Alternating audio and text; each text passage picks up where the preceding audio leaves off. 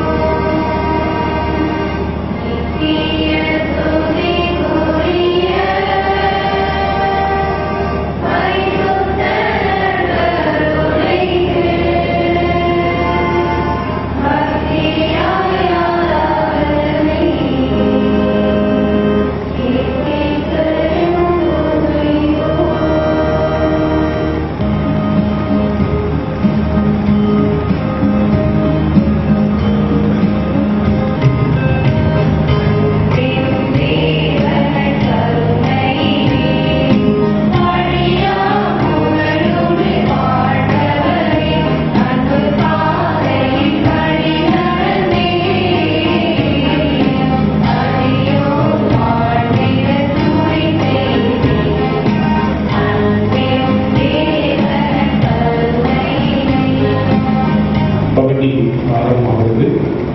வரிசையிட்டவர்கள் ஒரு 5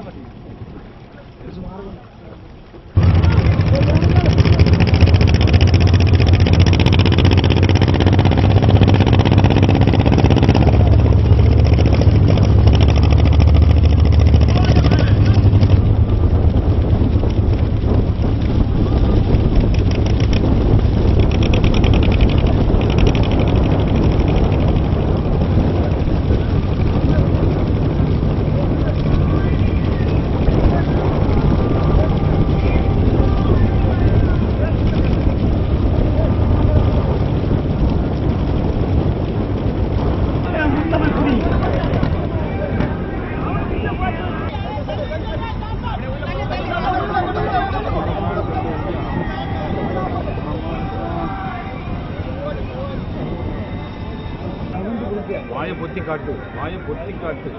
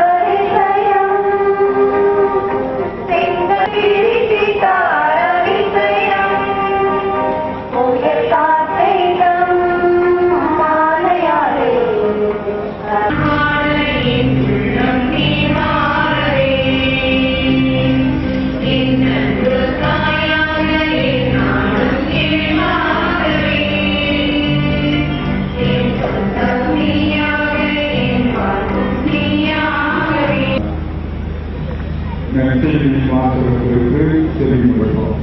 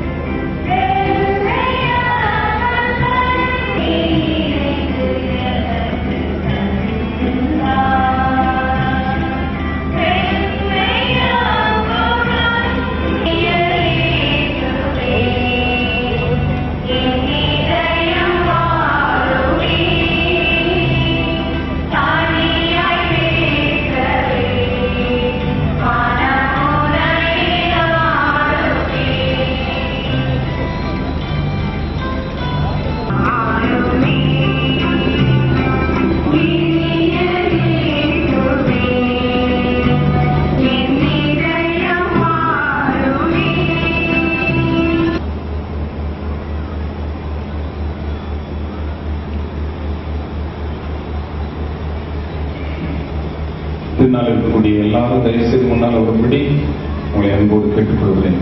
இதுவரைக்கும் பக்தியாக வந்து சேர்ந்த மறுபடி அன்போடு கேட்டுக்கொள்கிறேன்.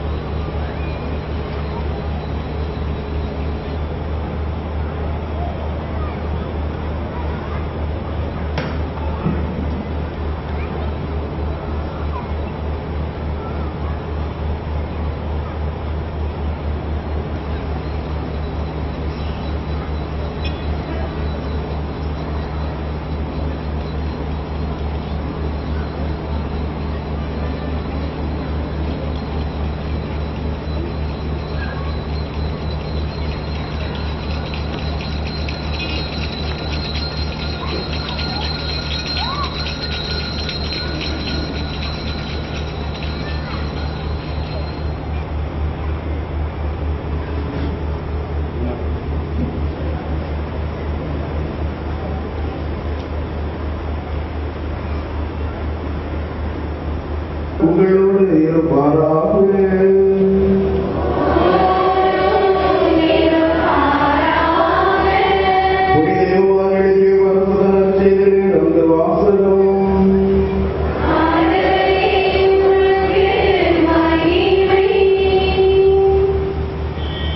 செய்தி அதிகாரம் 6 இறை வார்த்தைகள் 51 மற்றும் 58.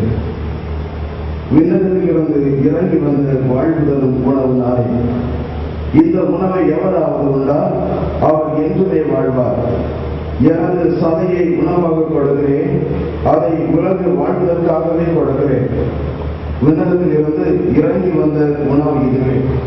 இது நம் முன்னர் உண்ட உணவு போன்றதல்ல, அதை உண்டவர்கள் இறந்து போனார்கள். இவ்வுணவை உண்போர் என்றுமே வாழ்வர். இது கிறிஸ்துவின் நற்செய்தி.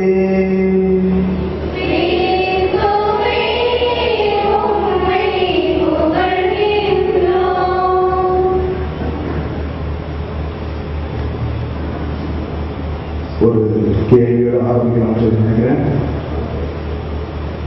யாரிடத்துல கேள்வி கேட்கலாம்? சரி, அன்னைக்கு வகுப்பறையில் நுழைந்தது நுழையாததுமாக அந்த வகுப்பு ஆசிரியர் ஒரு பையனை எழுப்பிவிட்டு ஒரு கேள்வி கேட்டார்.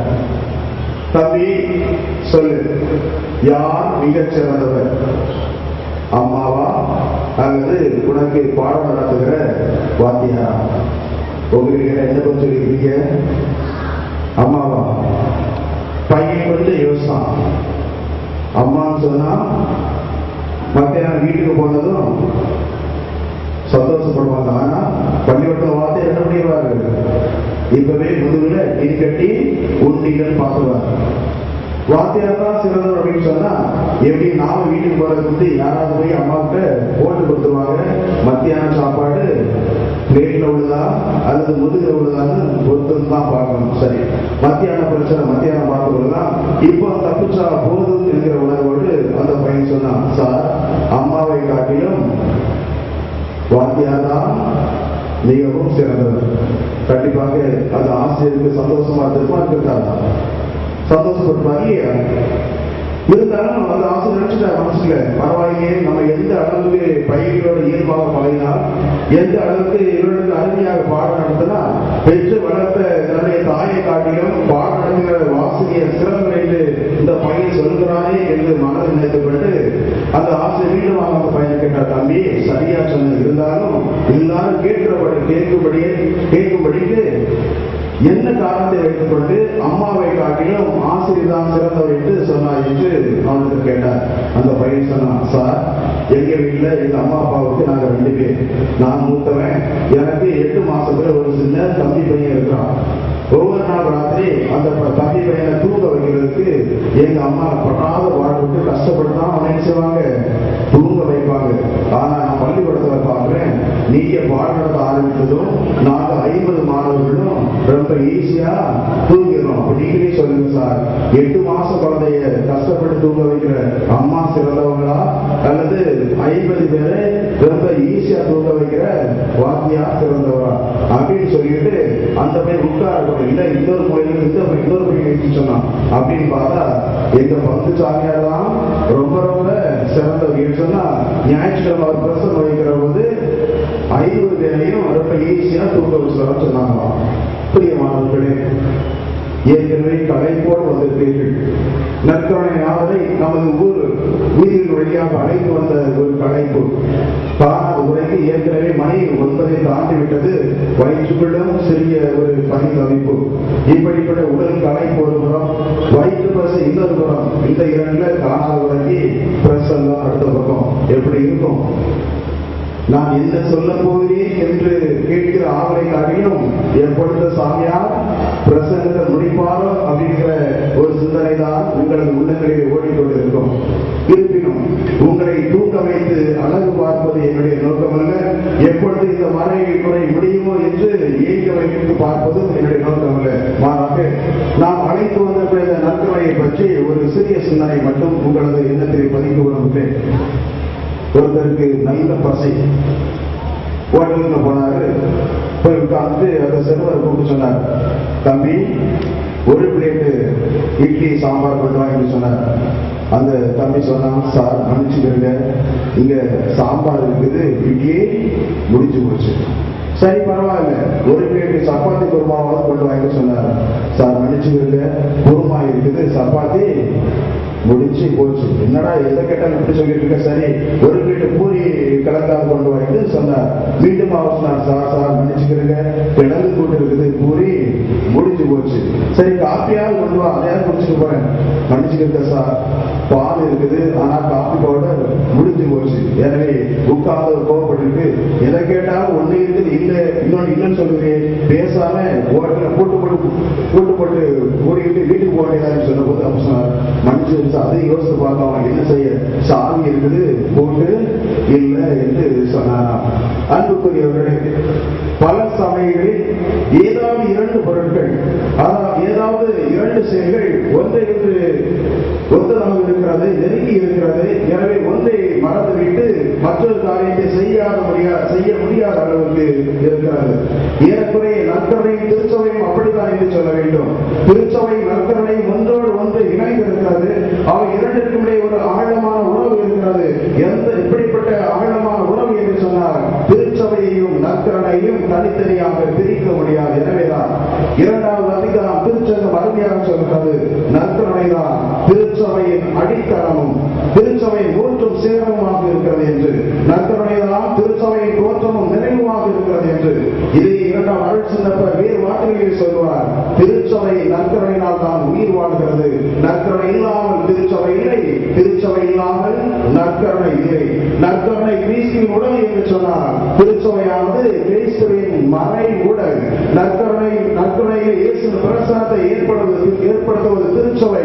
இதை நினைவாக செய்யுங்கள் என்று சொல்லி இயேசுடைய சீடர்களுக்கு அப்போஸ்தலர் சொன்னார். அந்த அப்போஸ்தலர் வழிவந்த திருச்சபையிடத்திலே தன்னுடைய நற்கருணை பிரசன்னத்தை ஒப்புவிக்கிறார். எனவே திருச்சபை இல்லாமல் நற்கருணை இல்லை, நற்கருணை இல்லாமல் திருச்சபையும் இல்லை என்று அவர் சொல்கிறார். பிரியமானவர்களே, இங்கு ஒரே ஒரு சிந்தனை உங்களுக்கு சொல்ல நான் ஆசைப்படுகிறேன். எதை வைத்து திருத்தந்தை அவர்கள், எதை அடிப்படையாக வைத்து திருத்தந்தை அவர்கள் இந்த திருச்சபைக்கும் நற்கருணைக்கும் உள்ள தொடர்பை வெளிப்படுத்தி சொல்கிறார்? எதை வைத்து ஒரு மனிதன் சொல்ல முடியும் நற்கருணை திருச்சபையும் பிரிக்க முடியாது என்று? அதற்காக 2 காரணங்கள் சொல்கிறேன். முதலாவது எடுத்துக்கொண்டோம் என்று சொன்னால், நற்கருணை எடுத்துக்கொண்டாலும் சரி, திருச்சபை எடுத்துக்கொண்டாலும் சரி, அதன் அடிப்படை விசுவாசமே. நற்கருணை எடுத்துக்கொண்டாலும் சரி, திருச்சபை எடுத்துக்கொண்டாலும் சரி, அதன் அடிப்படை என்ன? விசுவாசம். மத்தேயு நற்செய்தியிலே 16வது அதிகாரத்தை படிக்கிறோம். இயேசு திருச்சபை நிறுவுகிற அந்த நிகழ்ச்சி. இயேசுடைய சீடர்களை பார்த்து கேட்கிறார், மனுமகனை பற்றி மக்கள் என்ன சொல்லிக் கொள்கிறார்கள்?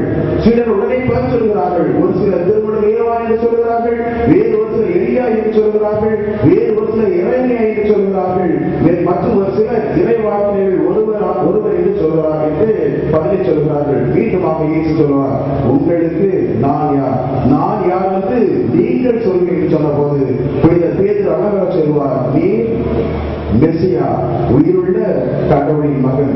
நீ மெசியா, உயிருள்ள கடவுளின் மகன் என்று அந்த பேதுரு பதில் சொன்ன போது இயேசு அந்த சீமோனை பார்த்து சொல்வார், உன் பெயர் பாறை, இந்த பாறையின் மீது என் திருச்சபையை கட்டுவேன், நரகத்தின் வாயுகள் அதற்கு வெற்றி கொள்ளாது என்று. பிரியமானவர்களே, எப்பொழுது ராயப்பர் தன்னுடைய விசுவாசத்தை அறிக்கையிடுகிறாரோ, எப்பொழுது ராயப்பர் இயேசுவை பார்த்து நீர் மெசியா உயிருள்ள கடவுளின் மகன் என்று சொல்கிறாரோ, அப்பொழுதுதான் ஏன் சொல்கிறார், உண்மைய பாறை, இந்த பாறையின் மீது என் திருச்சபையை கட்டுவேன் என்றாக. திருச்சபை தொடக்கத்தை பற்றி மத்தேயுவின் பார்வையை பார்க்கிற பொழுது திருச்சபையானது விசுவாசத்தின் மீது கட்டப்படுகிறது. திருச்சபை என்பது ஒரு மனித நிறுவனம் அல்ல, ஒரு மனிதனால் ஏற்படுத்தப்பட்டது அல்ல, மாறாக அது இயேசுவால் ஏற்படுத்தப்பட்டது, தெய்வத்தினால் ஏற்படுத்தப்பட்டது. அதுவும் சீமோன் என்கிற ஒரு தனி மனிதன் மீது அல்ல, மாறாக பாறை என்கிற ஒரு விசுவாசத்தின் மீது கட்டப்படுகிறது. பிரியமானவர்களை, மீண்டும் சொல்கிறேன், தனி மனிதனின் மீது கட்டப்பட்டது அல்ல திருச்சபை, அல்லது சீமோன் என்கிற பலவீனமான மனிதன் மீது கட்டப்பட்டது அல்ல திருச்சபை, மாறாக இயேசுவை ஆண்டவரின் அறிக்கையிடுகிற விசுவாசத்தின் மீது, அவரை உயிருள்ள கடவுளின் திருமகன் என்று அறிக்கையிடுகிற அந்த உறுதியான விசுவாசத்தின் மீது கட்டப்பட்டதுதான் இந்த திருச்சபை. பாறை போன்ற உறுதியான அடித்தளத்தின் மீது கட்டப்பட்டதுதான் திருச்சபை. எனவே இயேசு அந்த திருச்சபை நிறுவிய காரணத்தினாலே, விசுவாசம் அடித்தளமாக இருக்கிற காரணத்தினாலே திருச்சபையை ஒருபோதும் ஆட்டவும் முடியாது, அசைக்கவும் முடியாது, அதை அழிக்கவும் முடியாது என்று பல பேர் சொல்லிக் கொள்கிறார்கள். 10 பேர் கூடிவிட்டால் நாங்கள் புதிதாக ஒரு சபையை தொடங்குகிறோம், 20 பேர் கூடிவிட்டால் நாங்கள் ஒரு மாநாட்டை நடத்தி காட்டுகிறோம், எங்களிடத்தில் வந்தால் பிரச்சனைகள் இல்லை, எங்களிடத்தில் வந்தால் துன்பங்கள் இல்லை, இதோ அற்புத குணமளிக்கிற அதிசய கூட்டங்களை நடத்துவது என்று சொல்லி கத்தோலிக்க திருச்சபை அழிப்பதாக நினைத்துக் கொண்டிருக்கிறார்கள். ஆனால் விருதியம் தெளிவாக சொல்கிறது, திருச்சபை நிறுவிய அந்த காலகட்டத்தில் இயேசு அழித்து சொல்கிறார், நரகத்தின் வாயுகள் இதன் மேல் வெற்றி கொள்ளாது. பிரியமானவர்களே, எவன் எப்படிப்பட்டவனாக இருந்தாலும் சரி, விசுவாசம் இருக்கிறவரை, இயேசு அதன் தலைவராக இருக்கிறவரை திருச்சபை நிச்சயமாக நிலைத்து நிற்கும் என்பதற்கு இதைவிட விவிலியத்திலே சிறந்த சான்றுகள் இருக்க முடியாது. ஆகிய திருச்சபையில் பலர் ஆட்டம் படலாம், திருச்சபை பலர் பல்வேறு விதமான அட்டகாசங்களை செய்யலாம், திருச்சபை எதிராக பல்வேறு விதமான பிரச்சாரங்களை செய்யலாம். ஆனால் திருச்சபை ஒரு நாளும் அழியாது, திருச்சபை ஒரு நாளும் மறையாது. காரணம், அது உறுதியான விசுவாசம் என்கிற பாறை மீது அசைக்க முடியாதவாறு கட்டப்பட்டிருக்கிறது. நான் அடிக்கடி சொல்வேன், திருச்சபையில் பலரை ஆட்டம் போட அனுமதிக்கிற இறைவன். திருச்சபையில் நான் சொல்ல திருப்பி சொல்லுங்க, திருச்சபையில் பலரை ஆட்டம் போட அனுமதிக்கிற இறைவன் திருச்சபையே ஆட்டம் காணும் அளவுக்கு ஒருபோதும் விடமாட்டார். திருச்சபையில் பலரை ஆட்டம் போட அனுமதிக்கிற இறைவன் திருச்சபையை ஆட்டம் காணும் அளவுக்கு ஒரு நாளும் விடமாட்டார். திருச்சபை தூணில் வர்ணிக்கப்பட்ட 8ஆம் ஹென்றி என்கிற அரசன் திருச்சபைக்கு வெளியே ஆங்கிலிக்கன் சபை நிறுவிய போது திருச்சபை அழிந்து விடவில்லை. அல்லது மார்ட்டின் லூத்தர் திருச்சபையில் வெளியேறி புராட்டஸ்டன்ட் என்ற ஒரு பிரிவினை சபை ஏற்படுத்திய போதும் திருச்சபை அழிந்து விடவில்லை. மாறாக எந்த அளவு இவர்கள் திருச்சபையில் வெளியேறினார்களோ, எந்த அளவுக்கு இவர்கள் திருச்சபையை அழிக்க வேண்டும் என்று முற்பட்டார்களோ, அந்த அளவுக்கு திருச்சபை 400 வேலையும் பொழுது வண்ணமாக வளர்ந்து கொண்டே செல்கிறது. காரணம், அது மனிதனால் ஏற்படுத்தப்பட்டது அல்ல, அது கிறிஸ்துவால் ஏற்படுத்தப்பட்டது. அது தனிப்பட்ட ஒரு மனிதனை நம்பி ஏற்படுத்தப்பட்டது அல்ல, அது பாறை என்ற உறுதியான விசுவாசம் மீது கட்டப்பட்டதாக இருக்கிறது. ஆம்பிரியமானவர்களே, திருச்சபைக்கு அடிப்படை விசுவாசம். விசுவாசம் மீதுதான் திருச்சபை கட்டி எழுப்பப்பட்டிருக்கிறது. அதே போலவே நற்கருணையும் விசுவாசத்தின் மறைவுகள், நற்கருணையும் விசுவாசத்தின் அடையாளமாகத்தான் கொடுக்கப்பட்டிருக்கிறது. யோவான் நற்செய்தியிலே 6ஆம் அதிகாரத்தை நாம் படிக்கிறோம். ஒரு சிறிய தகவல், அதாவது 4 நற்செய்திகள் இருப்பது உங்களுக்கு தெரியும். நற்கருணையை ஆண்டவர் இயேசு எப்பொழுது ஏற்படுத்தினார் என்றால், நற்கருணை சொல்கிறது, எப்பொழுது இயேசு நற்கருணை ஏற்படுத்தினார்? எப்போ? எனக்கு கேட்க ஒரு பதிவு பசியா கால அடைச்சிச்சு. பெரிய வியாழன் என்று இயேசு நற்கருணை ஏற்படுத்துகிறார். பாருங்கள், மத்தேயு அதை பற்றி பேசுகிறார், மார்க்கு அதை பற்றி பேசுகிறார், லூக்கா அதை பற்றி பேசுகிறார். என்ன பேசுகிறார்கள்? பெரிய வியாழன் என்று இயேசு நற்கருணை ஏற்படுத்துகிறார் என்று. ஆனால் 4ஆவது நற்செய்தியாகிய யோவான் நற்செய்தியானது அதை பற்றி பேசுகிறது. ஆனால் யோவான் நற்செய்தி பெரிய வியாழனுக்கு எதை செய்ததாக சொல்கிறது? இயேசு பாதங்களை கழுவியதாக என்று சொல்கிறது. மீதி 3 நற்செய்திகளும் இயேசு நற்கருணை ஏற்படுத்தியதை பற்றி பேசியதனை தவிர நற்கருணை பற்றிய போதனைகளை அவை தருவதில்லை. ஆனால் நற்கருணை பற்றிய போதனையை யோவான் நற்செய்தி தெளிவாக தருகிறது. அதுவும் 6ஆவது அதிகாரத்திலே முதல் நாள் அன்று இயேசு அங்கே திரளாக நாள் கூடியிருந்த மக்களுக்கு நற்கரை அப்பத்தை பருக செய்து கொடுக்கிறார் கொடுப்பார் என்ற எதிர்பார்ப்பை அவர் வருகிறார்கள். இயேசுவிடத்திலே கேட்கிறார்கள், நாங்கள் உம்மை நம்ப நீர் என்ன செய்ய போகிறீர்? நாளை வாயிற்று இறங்கி வந்த உயிருள்ள உணவிற்று உம்மை விசுவசிப்பதற்கு நீர் என்ன அரும் அடையாளம் செய்ய போகிறீர்? ஏனெனில் எங்கள் முன்னோர் உண்பதற்கு வானத்திலிருந்து அவர்கள் மன்னா கொடுக்கப்பட்டது என்று அந்த மக்கள் கேட்டபோது இயேசுவை நம்புவதற்கு அடையாளமாக இயேசுவை கொடுத்ததுதான் இந்த உணவு. அவர் சொல்கிறார், வேறு எந்த அடையாளம் உங்களுக்கு தரப்படாது, உலகத்திலிருந்து இறங்கி வந்த உயிருள்ள உணவு நானே என்று சொல்கிறார். முந்தைய நாளிலே இயேசு அவர் உடல் பசிக்கு உணவை கொடுத்த போது மகிழ்ச்சி அடைந்து வீழ்ந்ததை மீண்டுமாக இயேசு தேடி வந்த மக்கள், அந்த இயேசு அதற்காக அரசனாக்குவதற்கு முயற்சி தந்த மக்கள் இயேசு நற்கனை பற்றி போதித்த போது இங்கிருந்து இறங்கி வந்த உயிருள்ள உணவு நானே, அதை உண்ண வேண்டும் என்று இயேசு சொன்ன போது அவர்களால் அதை ஏற்றுக்கொள்ள முடியவில்லை. எனவே அவர்களை வாக்குவாதம் எழுகிறது. எப்படி இவர் தன்னுடைய உடலை நமக்கு உணவாக தர முடியும்? ஆனால் அதிகாரம் வரலாற்று 52வது வசனம் சொல்கிறது, அவர்களுடைய வாக்குவாதம் எழுகிறது. 60வது வசனம் சொல்கிறது, அவர்கள் ஒருவருக்கு முழுமுழுக்க தொடங்குகிறார்கள். இந்த பேச்சு மிகவும் போகிறது, இதை யார் கேட்பார்கள் என்று முழுமுழுக்க போகிறார்கள். 66வது வசனம் சொல்கிறது, அன்றே அவருடைய சீடர்கள் பலர் அவரை விட்டு பிரிந்து சென்றார்கள். அது முதல் அவர்கள் அவரோடு சேரவில்லை. பிரியமானவர்களே, இயேசுவை விட்டு பிரிந்து சென்றது அவர்களுக்கு எதிரிகள் அல்ல. இயேசுவை விட்டு பிரிந்து சென்றது அவர் மீது குற்றமுறை காண வேண்டும் என்று அவர் பின்னால் இருந்த பரிசேயர்கள் சதுசேயர்கள் அல்ல. மாறாக இயேசுவை விட்டு பிரிந்து சென்றது அவருடைய சீடர்கள். எந்த மக்கள் அவரை தலைவராக ஏற்றுக்கொண்டார்களோ, எந்த மக்கள் இயேசு சொன்ன இடமெல்லாம் அவருக்கு பின்னால் சென்றார்களோ, அவரது போதனை கேட்டவர்கள், அவரது புதுமையை பார்த்தவர்கள், அவரையே தலைவராக ஏற்றுக்கொண்ட அந்த சீடர்கள். ஒரு மனிதன் நற்கருணை இயேசுவின் பிரசன்னத்தை மறக்கிறாரோ, எந்த ஒரு மனிதனுக்கு நற்கருணை பற்றிய பக்தி முயற்சிகளில் ஒரு தளர்ச்சி ஏற்படுகிறதோ, அப்படிப்பட்ட மனிதனுக்கு இயேசுவின் தோழமையிலே பங்கில்லை, அவனுக்கு இயேசுவோடு இடமில்லை, அவனுக்கு இயேசுவின் சீடர்களோடு இடமில்லை. அப்படிப்பட்ட மனிதன் தன்னை விட்டு பிரித்து சென்றாலும் இயேசு அதுக்கு கண்டுகொள்ளவில்லை. எனவே நான் சொன்னேன், நற்கருணைக்கு அடிப்படை விசுவாசம். விசுவாசிக்காத மனிதன் நற்கருணை ஏற்றுக்கொள்ள முடியாது. இந்த சாதாரண அப்பத்தில் இயேசு இருக்கிறார், பார்க்கிற கண்களுக்கு உண்மையான அப்பம் தான். ஆனால் விசுவாசியின் கண்களுக்கு இது இயேசுவினுடைய உடல், இயேசு உண்மையிலே பிரசன்னமாக இருக்கிறார், அவர் உயிரோடு பிரசன்னமாக இருக்கிறார் என்று இயேசுவின் பிரசன்னத்தை, உயிர்த்த பிரசன்னத்தை நமக்கு அறிக்கையிடுகிற ஒரு விசுவாச ஆவணமாக, விசுவாசின் மறைபொருளாகவே இந்த நற்கருணை இருக்கிறது. எனவே நான் சொன்னேன், திருச்சபைக்கும் அடிப்படை விசுவாசம், நற்கருணைக்கும் அடிப்படை விசுவாசம். எனவே விசுவாசம் மட்டுமே இந்த இரண்டிற்கும் அடிப்படையாக இருக்கிற காரணத்தினாலே நற்கருணையையும் திருச்சபையையும் ஒன்றிலிருந்து மற்றொன்றை பிரிக்க முடியாது. இரண்டாவதாக, நற்கருணை எடுத்துக்கொண்டாலும் சரி, திருச்சபை எடுத்துக்கொண்டாலும் சரி, இந்த இரண்டுமே இயேசுவின் பாடுகளோடு நேரடியான தொடர்பை உடையது. இயேசுவின் பாடுகளை இரண்டுமே பிரதிபலிக்கிறது. இயேசுவின் பாடுகளை அறிவிப்பது திருச்சபையின் கடமையாக இருக்கிறது. இயேசுவின் பாடுகளை நினைவுபடுத்துவது நற்கருணையாக அமைந்திருக்கிறது. எதை வைத்து அப்படி சொல்கிறேன்? பிரியமானவர்களே, ஏற்கனவே சொன்னேன், மத்தேயுடைய பார்வையிலே திருச்சபையானது ராயப்பர் அறிக்கையிட்ட அந்த விசுவாசம் என்கிற அடித்தளத்தின் மீது கட்டப்படுகிறது. ஆனால் யோவானின் பார்வையிலே திருச்சபை என்பது இயேசுவின் பாடுகளிலே பிறக்கிறது. இயேசுவின் இறப்பிலே பிறந்த குழந்தைதான் இந்த திருச்சபை. அருளப்பர் நற்செய்தி 19ஆம் அதிகாரம் 34வது வசனத்திலே படிக்கிறோம். ஒரு போர் வீரர் இயேசுவினுடைய விழாவை ஈட்டியால் குத்துகிறான். அப்பொழுது அவருடைய விழாவிலிருந்து தண்ணீரும் இரத்தமும் வெளிவந்தன, நீரும் இரத்தமும் வெளிவந்தன என்று வாசிக்கிறோம். நீர் திருமுழுக்கின் அடையாளம், இரத்தம் நற்கருணையின் அடையாளம். திருமுழுக்கின் வழியாக ஒருவன் திருச்சபையை பிறக்கிறார், திருச்சபை உறுப்பினராக மாறுகிறார். நற்கருணையின் வழியாக அவ்வாறு நுழைந்த மனிதன் ஊட்டம் பெறுகிறான், வளர்ச்சி பெறுகிறான்.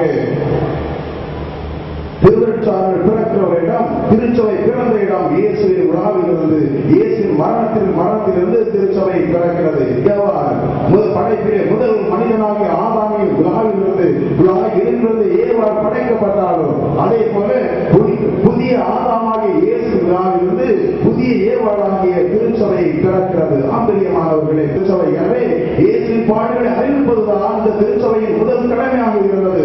எனவேதான் புனித சின்னப்பர் எடுக்கின்ற முதல் திருமுகத்தை முதல் அதிகாரத்தை சொல்வார். யூதர்கள் அரும் அடையாளத்தை கேட்கிறார்கள், கிரேக்கர்கள் ஞானத்தை நாடுகிறார்கள். நாங்களோ சிலுவையில் அறைகின்ற மெசியாவை பற்றி அறிவிக்கிறோம். ஆக சிலுவையில் அறையப்பட்ட அந்த இயேசுதான் மெசியா.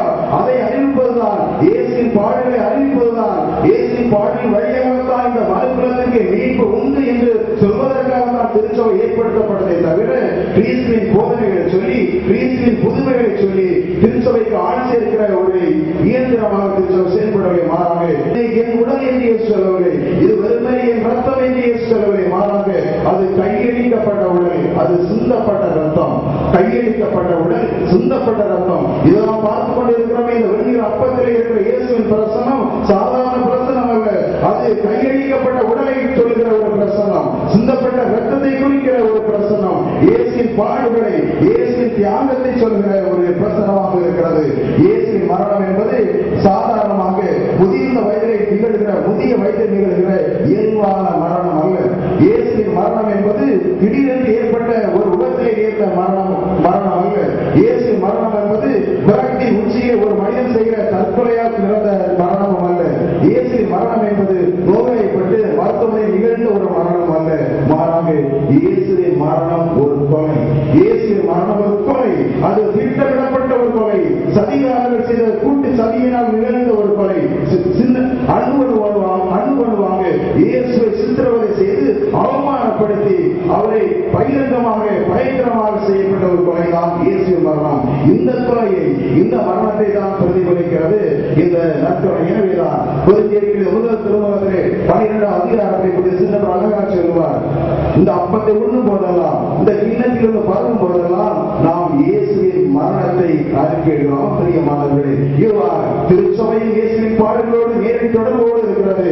நற்கருணை இயேசுவின் பாடுகளை அறிவிக்கிற ஒரு அடையாளமாக இருக்கிறது. எனவே நான் சொன்னேன், நற்கருணையையும் திருச்சபையையும் பிரிக்க முடியாது. ஒருவேளை உங்களை ஒரு சிலர் கேள்வி எழலாம், நாம் கொண்டாடி கொண்டிருப்பது மாதாவின் திருவிழாவாயிற்றை, மாதாவுக்கு தானே 10 நாட்களாக நாம் திருவிழா கொண்டாடி கொண்டிருக்கிறோம். அப்படியானால் இந்த மாதாவுக்கு எடுக்கிற இந்த விழாவிலே ஏன் நற்கருணைக்கு என்று ஒரு விழா, ஏன் ஒரு நற்கருணை பாவை என்று ஒரு சில கேள்வி எழுப்பலாம். பிரியமானவர்களே, மாதா ஒரு நற்கருணை தாய். மாதாவுக்கும் நற்கருணைக்கும் ஒரு நெருங்கிய தொடர்பு உண்டு. எப்படி திருச்சபையின் நற்கருணை பிரிக்க முடியாது, அதை போலவே நற்கருணையையும் அன்னை மரியாதை பிரிக்க முடியாது. இயேசு பின்னாலே 30-33 வயதுக்குள்ளாக நற்கருணை போதிக்கிறார். ஆனால் இயேசு பிறந்த போது இவர்தான் உயிருள்ள உணவு, எதிர்காலத்தில் உங்களுக்கு உணவாக மாறப்போகிறார் என்பதை அன்னை மரியாள் குறிப்பாக சொன்னார். இங்கே வாசிக்கிறோம், லூக்கா நற்செய்தி 2ஆம் அதிகாரத்தில் படிக்கிறோம். இயேசு பிறந்த செய்தி இடையர்களுக்கு அறிவிக்கப்படுகிறது.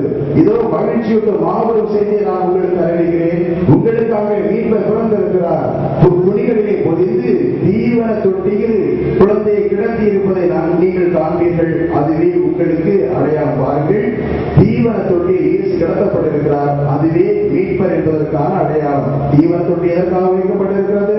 ஆடு மாடுகளுக்கு தேவையான உணவை வைக்கக்கூடிய ஒரு இடம். ஆக சாதாரண உணவை வைக்கக்கூடிய அந்த இடத்திலே இப்பொழுது இயேசு வைக்கப்பட்டார் என்று சொன்னால் அங்கே மரியாள் குறிப்பாக சொல்கிறார், இதோ இந்த பிறந்திருக்கிறார் இந்த புதிய குழந்தை, அது சாதாரண குழந்தை இல்லை, எதிர்காலத்திலே மனிதர்களுக்கு தன்னை உணவாக கொடுக்கிற தெய்வீக குழந்தை, விண்ணத்தில் இறங்கி வந்த உயிருள்ள உணவு இது என்பதை அன்னை மரியாள் அங்கே சொல்லாமல் சொல்கிறார். இதுவே உங்களுக்கு அடையாளம் என்று வாக்குறுதிகள் இடையர்கள் சொல்கிறார்கள். நாம் ஏற்கனவே சொன்னது போல யோவான் நற்செய்தி 6ஆம் அதிகாரத்திலே அந்த சீடர்கள் இயேசுவை பார்த்து கேட்கிறார்கள், உண்மை நாங்கள் நம்புவதற்கு நீ என்ன அடையாளம் என்று கேட்டபொழுது இயேசு சொல்கிறார், வானிலிருந்து இறங்கி வந்த உயிருள்ள உணவு நானே என்று சொல்றார். இவ்வாறு இயேசு பிறந்த போது இவர்தான் உணவு, எதிர்காலத்தை மாநிலங்களுக்கு தன்னையை தரக்கூடிய உயிருள்ள உணவு என்பதை சொல்லாமல் அன்னை சொன்னதால் அன்னை சொல்கிறார், முதல் நற்கருணை போதனையாளராக அங்கே அன்னை மரியாள் இருப்பதை நாம் பார்த்தோம். இயேசு பிறப்பதற்கு முன்னதாகவே முதல் நற்கருணை பேழையாகவும் அன்னை மரியாள் இருப்பதை பார்க்கிறோம். நற்கருணை இயேசு உடல் என்று சொன்னால் அந்த உடல் முதலிலே உருவானது, கருவானது அன்னை மரியாளின் உதரத்தில். எனவே முதல் நற்கருணை போனை நடத்தியவர் அன்னை மரியாள். அது நாசரேத்திலிருந்து ஐங்கரின் ஊருக்கு சென்றது. எனவே தான் அன்னை மரியாள் எலிசபெத்தின் இல்லத்தை அடைந்ததும் என் ஆண்டவரின் தாய் என்னிடத்தை வர நான் வாய்ப்பு பெற்றது எப்படி என்று அதை எலிசபெத்து அன்னை மரியாளை பார்த்து வாழ்த்துகிறாள். ஆக ஆண்டவரை தன்னுடைய வயிற்றினை உதரத்திலே தாங்கி சென்று முதல் உயிருள்ள நற்கருணை பாவனை நடத்திய முதல் நற்கருணை பேழையாக இருக்கிறாள் அன்னை மரியாள். ஆக ஆண்டுடைய வார்த்தைக்கு ஆம் என்று அவள் நாம் ஒவ்வொருவரும் நற்கனை வாங்குகிற போது